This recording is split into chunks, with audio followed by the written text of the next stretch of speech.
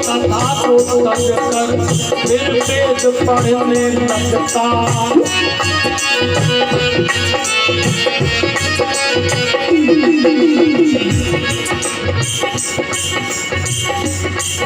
अब सार का साकार का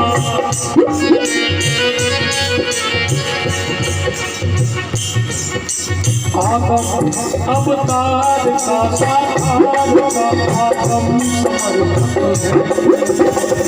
मूर्ति माने बिन सगुण को जाने बिन कितने किए मूर्ति जाने बिन सगुण को जाने बिन कितने किए मूर्ति जाने बिन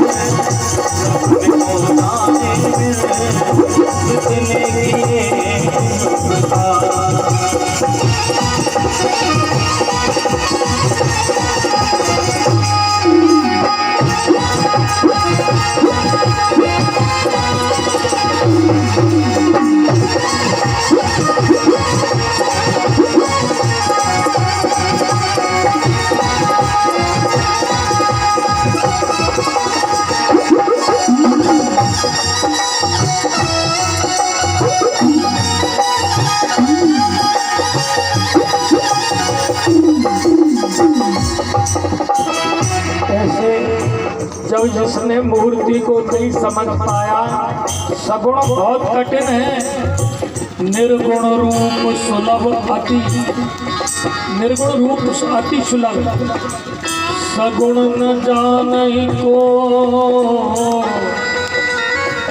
सुगम अगम नाना चरित, सुन मुनि मन भ्रम होय।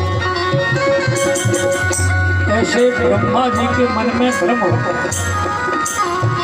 ब्रह्मा जी ब्रह्मलोक में जाते हैं, वहाँ गाय बछड़े ग्वाल वाल, मृतलोक में भक्ति दौड़ते आते देखते यहाँ भी गाय बछड़े ग्वाल वाल वही है। ब्रह्मा जी घबरा गए, हमसे बहुत बड़ी भूल हो गई, हमने ब्रह्म की परीक्षा ली,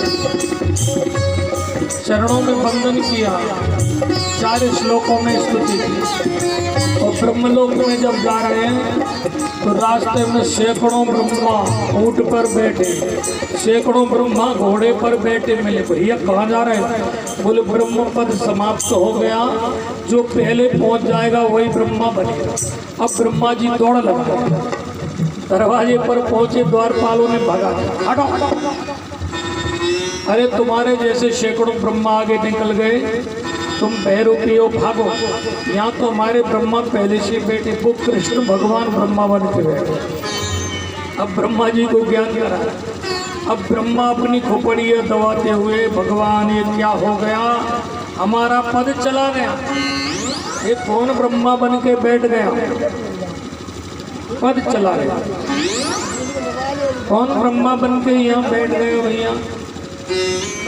अब भगवान आके मिले तो ब्रह्मा जी रोने लगे, प्रभु समझ में नहीं आ रहा, कोई ब्रह्मा बन गया, मैं तो भिखारी हो गया। भगवान ने कहा अब तो मोह नहीं करोगे लीला में? बोले प्रभु जीवन में अब आपकी लीला में कोई मोह नहीं होगा, जाओ तुम्हारा पद तुम्हें देते। ऐसे भगवान ने लीला की। एक दिन भगवान गाय चारण कर रहे थे तो उस समय धेनुकासुर नाम का दैत्य गधे के रूप में आया, जिसे बलदाऊ भैया ने मार दिया। जब बलदाऊ ने मार दिया तो कन्हैया ने आके यशोदा मैया को शाम को बताया, मैया आज दाऊ भैया ने गजब कर दिया। मैया बोली क्या कर दिया? बोले दाऊ भैया ने गधा मार दियो, गधा। दाऊ भैया बोले मैया मैंने गधा नहीं मारो, मैंने धेनुकासुर नाम को दैत्य मारो है। कन्हैया बोले नहीं मैया वो तो गधा, तो गधा। अब दाऊ भैया को तो रुष्ट करना था कन्हैया कि हमें कालिया दहन की लीला करना है। वो ये दाऊ भैया कौन है? ये शेषावतार है। वो कहिए हमारे साथ में गाय चारण करने गए, वो इन्होंने कालिया का पक्ष ले लिया, तो हम दाऊ को समझाएंगे कि कालिया का दहन करें। तो दाऊ भैया को नाराज कर दिया। दाऊ भैया बोले भैया आज के बाद मैं कन्हैया के साथ में गाय चारण करने नहीं जाऊंगा। मैया दाऊ भैया बोले भैया ये कृष्ण ने कौन सो जो है बड़ो दैत्य मारो। अब इसने तो ऐसे जैसे इसने कह दिया कि तुमने गधा मारो है, तो हम कहते इसने एक बगला मारो, एक जाने बछड़ा मारो, एक जाने सांप मारो। अब बताओ इसमें कौन सा दैत्य मार दिया। आज के बाद हम गाय चराने नहीं जाएंगे। प्रातः हुआ, भगवान ने वेणुनाथ की सभी को बुलाया और कहा चलो बिलोक दूषिताम कृष्ण कृष्णाम कृष्णाहीनाम विभु तस्य विशुद्धे मच्छिन्न सर्वतमधुवासय। सुखदेव स्वामी वर्णन करते हैं यमुना के दूषित जल को शुद्ध करने के लिए भगवान ने गेंद के खेल की लीला, गेंद का खेल रचाया। और श्री दामा की गेंद थी। श्री दामा बोला गेंद तो हम दे देंगे, लेकिन कहीं गेंद मेरी यमुना में चली गई तो तुम्हें लाना पड़ेगा। तो उसने कहा हम देंगे, लेकिन गेंद हमें दे दो। गेंद दे दी, खेल शुरू हुआ। ऐसा टेपा लगाया, यमुना के बीच हिरद में गेंद चली।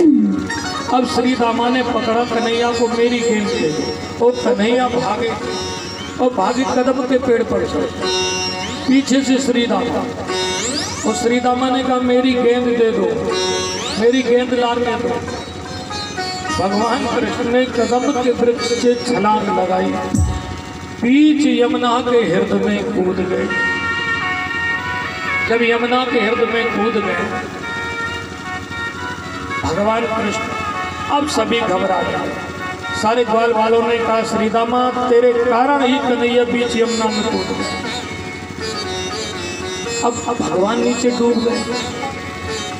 वहां कालिया की पत्नियों ने कहा अरे कन्हैया तू रास्ता भूल गया, भाग जा, मेरे पति जाग जाएंगे तुझे खा लेंगे। बोले उन्हीं को हम जगाने आए, पैर का ठोकर लगाया। कालिया जागा जिसके 100 फड़ थे, उसने कन्हैया को अपने में समेट बंदर में बांध लिया था और बांध करके यमुना के हृदय से ऊपर निकला। जब सभी ने देखा सभी व्याकुल हो गए, हे भगवान मेरे कृष्ण की रक्षा कर। यशोदा मैया के पास सभी आए। नंद बाबा से का पूरा नगरपुर, सारी गोपियां, जिसको जितना प्रेम था उतना व्याकुल होते हुए वहां पर, जितना व्याकुल हुआ, जिसके अंदर जितना प्रेम था उतना व्याकुल। अब यहाँ भगवान सभी के प्रेम की परीक्षा करते हैं, कौन मुझे कितना चाहता है। वही संसार में होता है। एक पत्नी कहती थी पतिदेव तुम्हारे बिन हम जीवित नहीं रह सकते, मर जाएगा। पति ने कहा इसके प्रेम की परीक्षा तो करें, कैसे परीक्षा होगी। वही आज भगवान सभी के प्रेम की परीक्षा कर। पति एक संत के पास पहुंचे और संत से कहा मेरी पत्नी कहती हम तुम्हें बहुत चाहते हैं, महाराज कोई उपाय बताओ, उसकी परीक्षा कैसे ली जाए। महाराज बोले तुम प्राणायाम सीख लो और प्राण चढ़ा के बैठ जाना, लेट जाना, सभी जानेंगे कि तुम मर गए, लेकिन तुम्हें सब सुनाई देगा, तुम सबकी बात सुनो। उसने आके ऐसा ही किया, बेचारा आके लेट गया, प्राण चढ़ा लिए, सांस बंद हो गई। पत्नी रोने लगी, हाय भगवान मेरे पति मर गए। तो पत्नी रोई तो माता जी आई, माता जी रोई बड़ी जोर से, अरे मेरा बेटा मर गया। पिताजी रोए, भाई बंधु पूरे परिवार में कोलाहल, सारा नगर एकत्रित हो गया। कहा अब ये मर ही गया है तो चलो विमान की तैयारी करो। गांव वाले जल्दी तैयारी करने, क्योंकि सबको अपना अपना काम देखना है, जल्दी जल्दी पारो और अपने काम में लग जाओ। ले चलो सब साथ। बढ़िया विमान तैयार हो गया। अब कहा के जो मंदिर है हनुमान जी का, वहाँ संत रहते, वो इनके गुरु हैं, गुरुदेव को बुला लो। अब इसकी अंतिम यात्रा में गुरुदेव भी आ गए, गुरुजी आ गए। गुरुजी से कहा, गुरुजी तुम्हारा देखो प्रिय शिष्य समाप्त हो गया। गुरुजी भी रोने लगे, हाय मेरा प्रिय शिष्य था। लेकिन एक उपाय करते हैं। अब गुरुजी ने सभी की परीक्षा ली, हम इसको जीवित कर सकते हैं तो सबकी सांस में सांस आ गई, रोना बंद हो गया। कैसे जियोगे महाराज, कैसे जिएगा? 1 लीटर दूध मंगाओ, पाव भर शक्कर, तुरंत दूध आ गया, शक्कर आ गई। गुरुजी ने एक पेला में डाल के घोरना शुरू किया शक्कर, वो होठों से कुछ बुदबुदाने लगे मन। फिर बोले, माता जी तुम इधर आओ। कितनी उम्र हो गई? माता जी बोली, हमारी 95 वर्ष। माता जी तुम्हें तो मरना ही है, तुम ये दूध पी लो, तुम अभी मर जाओगे, बेटा जिंदा हो जाएगा। माता जी बोली, हम नहीं पी सकते महाराज। क्यों नहीं पी सकते? बोले इसलिए जो चाबी को गुच्छा तो हमारे घर ही में डरो, मालकी तो अब हमारी ही है। ये बूढ़ी टुकरियाँ मालकी नहीं छोड़ा कि बहू मैट देगी, सब गरे में गुच्छा डाले गई तो ये गरीब कुछ यहाँ फुर्स लेती है। और चीना से एक देवी उतरी, गुच्छा यहाँ फुर्से थी, गिरी सुसारो गुच्छा पेट में घुस गया। ग्वालियर में ऑपरेशन करके निकला। इसलिए कभी गुच्छा मत रखो, फेंक दो, बहुओं को दे दो। माता जी ने नहीं पिया, पिताजी को बुलाया, पिताजी से कहा तुम ये दूध पी लो और तुम्हारा बेटा जिंदा हो जाएगा, तुम अभी मर जाओगे। पिताजी बोले, महाराज हम नहीं पी सकते। क्यों? अरे 4 कारखाने हैं, 4 हमारे बेटे हैं, हम जहाँ बैठ जाते हैं तो वो बेटा घर में आके रोटी तो खा जाता है कम से कम। हम सब जगह जाते हैं, सब देख रेख करते हैं। पिता ने मना कर दिया। भाइयों से कहा, भाइयों ने कहा हमारी तो पत्नी बच्चे, इनका पालन कौन करेगा, हम नहीं पी सकते महाराज।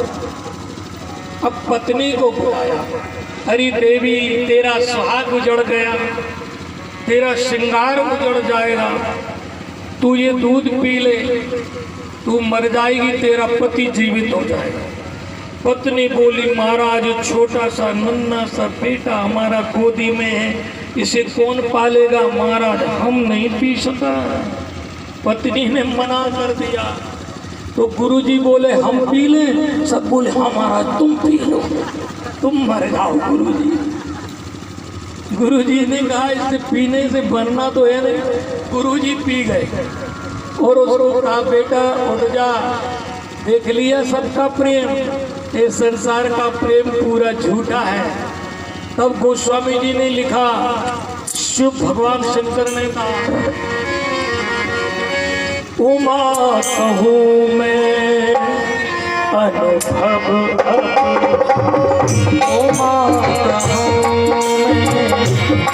मैं अनुभव उमा कहूँ मैं अनुभव अपना उमा कहूँ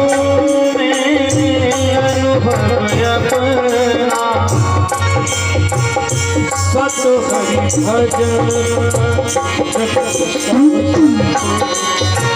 सत हरि भजन जगत सब सपना।